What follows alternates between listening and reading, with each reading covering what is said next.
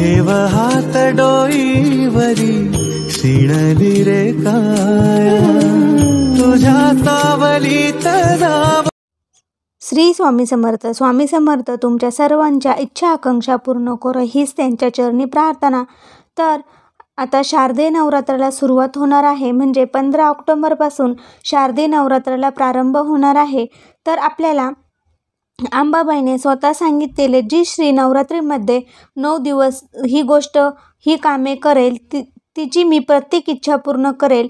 तर प्रत्येक इच्छा ताबडतोब पूर्ण होण्यासाठी आपल्याला हे 2 कामे करायचे आहे। ते कोणते आहे ते मी तुम्हाला सांगणार आहे। त्यापूर्वी तुम्ही अजून जर आपल्या चॅनलला सबस्क्राईब केले नसेल तर नक्की करा आणि शेजारचं बेल आयकॉन देखील दाबा, म्हणजे नवनवीन व्हिडिओ मी अपलोड करेल त्याची नोटिफिकेशन तुम्हाला मिळेल।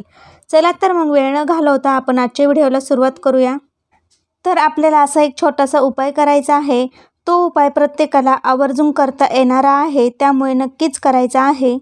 तुमच्याही मनामध्ये कोणतीही इच्छा असू द्या, नवरात्रीमध्ये मातेच्या कृपेने तुमच्या मनातील ह्या सर्व इच्छा पूर्ण होतील। तर पूर्ण श्रद्धेने विश्वासाने आपली श्रद्धा असल्या पाहिजे, म्हणजे आपण जो उपाय करणार आहोत त्याचं फळ आपल्याला नक्की मिळेल। हा उपाय आपल्याला नवरात्रीमध्ये करायचा आहे। तर उपाय हा आपण नवरात्रीमध्ये कोणत्याही दिवशी केला तर त्याचं फळ आपल्याला नक्कीच मिळेल। तर हा उपाय कोणता आहे आपणास ठाऊक असेल की श्री प्रभू रामचंद्रांनी रावणावरती विजय मिळवण्यापूर्वी, म्हणजे रावणावरती विजय मिळवण्यापूर्वी तर माँ जगदंबेची आराधना केली होती। तर तेव्हापासूनच आपण नवरात्र उत्सव साजरा केला जातो आणि नवरात्रीनंतर 10व्या दिवशी रामाचा वध केला जातो। हे आपण तर दरवर्षी करतच असतो। माँ आदिश्री शक्तीच्या कृपेने रामांनी दुष्ट रावणाचा वध केला होता, म्हणजे त्यांनी विजय प्राप्त केला होता। तर नवरात्रीमध्ये आपण मातेची आराधना ही नक्कीच करायची आहे। प्रत्येकाने मातेची आराधना करायची आहे। मातेची आराधना करताना मंत्रांचा जप करा, दुर्गा सप्तशतीचे पाठ करा, जेवढी होईल तेवढी आपण मातेची सेवा करायची आहे। त्यासोबतच जी अत्यंत महत्त्वाची गोष्ट आहे ती म्हणजे जी प्रत्येकाने करायला हवी ती गोष्ट म्हणजे कन्यापूजन। तर होय, ते म्हणजे कन्यापूजन। तर हा असा खूप मोठा काही विधी आहे, काही अशा खूप नियमांचं पालन आहे असं काही नाही। तर आपण कन्यापूजन हे करायचं आहे। तर आपण अगदी साध्या सोप्या पद्धतीने हे कन्यापूजन करू शकतो। नवमी आणि अष्टमीला आपण कन्यापूजन करू शकतो। पहिल्या दिवशी 1 कन्या, दुसऱ्या दिवशी 2 कन्या, तिसऱ्या दिवशी 3 कन्या, चौथ्या दिवशी 4 कन्या किंवा 5व्या दिवशी 5 कन्या, 6व्या दिवशी 6, अशा 7व्या दिवशी 7, 8व्या दिवशी 8 किंवा 9व्या दिवशी 9। तर असं आपण कन्यापूजन करू शकतो। तर आपल्याला हे कन्यापूजन करणे दररोज शक्य नसेल तर आपल्याला नवमी किंवा अष्टमीच्या दिवशी कन्यापूजन करायचं आहे।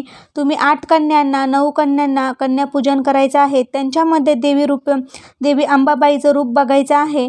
तर त्यांना आपण काय करायचे, हात पाय धुवायचे, त्यांचे पाय धुवायचे आहे। पाय धुतल्यानंतर त्यांचे पाय पुसून घ्यायचे आहे। पुसल्यानंतर त्यांना हळदी कुंकू लावायचं आहे। आपण त्यांना त्यांच्या आवडीच्या वस्तू देऊ शकतो, क्लिप म्हणा, बेल्ट म्हणा किंवा कानातले शृंगाराचं साहित्य देऊ शकतो, मेहंदीचा कोन। तर अशा प्रकारे आपण त्यांना वस्तू देऊन त्यांना एक फळ द्यायचं आहे, गोड पदार्थ द्यायचा आहे। असे तुम्ही कन्यापूजन करू शकता। तर कन्यापूजन साध्या सोप्या पद्धतीने देखील करू शकतो, शास्त्रशुद्ध पद्धतीने देखील आपण करू शकतो। श्रद्धेने आणि विश्वासाने देखील आपण हे केलं तर आपल्याला त्याचं फळ नक्कीच मिळेल।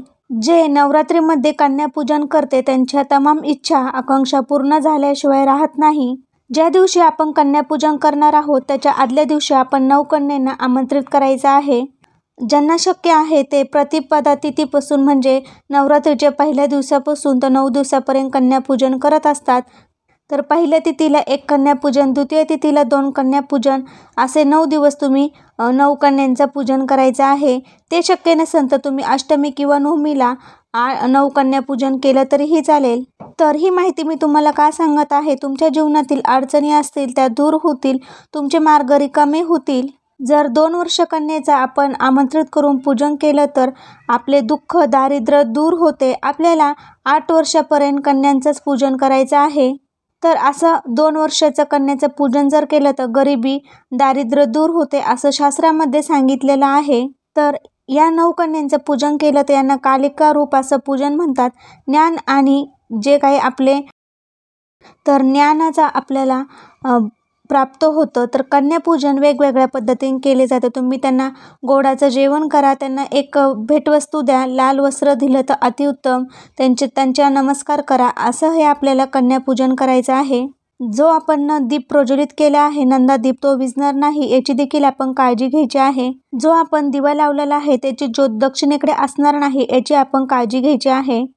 जर उत्तर दिशेला त्या दिव्याची ज्योत असेल तर घरातल्या लोकांचं आयुष्य वाढतं, घराची प्रगती होते, त्यांचा जो तसेच अकाल मृत्यूपासून देखील सुटका होती. त्यामुळे आपलं उत्तर दिशेला तोंड असलं दिव्याचं तरीही चालेल, नंदादीपचं. तर अशा प्रकारे आपल्याला ह्या 2 गोष्टी करायच्या आहे, जे केल्याने आपल्याला नवरात्रीमध्ये ह्या गोष्टी केल्याने प्रत्येक इच्छा ताबडतोब पूर्ण होईल. आपल्याला कन्यापूजन हे 8 वर्षापर्यंत मुलींचंच करायचं आहे. तुम्ही 2 वर्षाच्या मुलीचं कन्यापूजन केलं तर आपली गरिबी, दारिद्र्य दूर होईल आणि आपल्या अडचणी दूर होतील. त्यांचे पाय धुवायचे आहे, सर्वात पहिले नमस्कार करायचा आहे, हळदी कुंकू लावायचं आहे. भेट म्हणून तुम्ही तुमच्या इच्छेने वस्तू देऊ शकता. त्यामध्ये लाल एक गोष्ट म्हणजे लाल वस्त्र किंवा लाल रुमाल तुम्ही त्यांना भेट म्हणून देऊ शकता. टिकलीची डबी तुम्ही देऊ शकता. तसेच तुम्ही त्यांना मेहंदीचा कोन, बांगड्या अशा काही ज्या वस्तू आहे त्या दिल्या तरीही चालेल. तर अशा प्रकारे ज्या स्त्रिया नवरात्रीमध्ये 9 दिवसांमध्ये हे 2 कामे करतील त्यांची नक्कीच प्रत्येक इच्छा पूर्ण होईल. प्रत्येक इच्छा ताबडतोब पूर्ण व्हायला अंबाबाई त्यांना मदत करेल. तर अशा प्रकारे आपल्याला नवरात्रीमध्ये हे 2 कामे करायचे आहे. कसा वाटला व्हिडिओ ते कमेंटद्वारे नक्की सांगा. अजून जर आपल्या चॅनलला सबस्क्राईब केले नसेल तर नक्की करा. श्री स्वामी समर्थ. धन्यवाद.